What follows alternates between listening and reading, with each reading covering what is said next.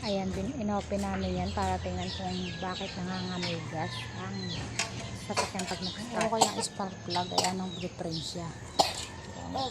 Ayan, dadalhin na talaga sa mekaniko kasi hindi niya talaga makita kung ano yung diferensya o sira kung bakit nangangamoy gas.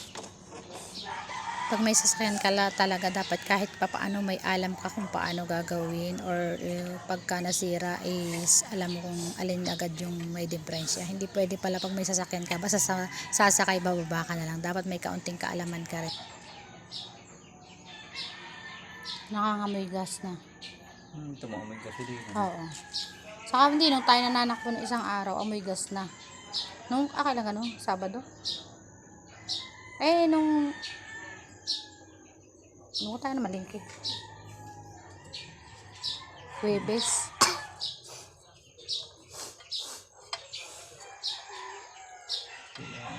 Panggalingan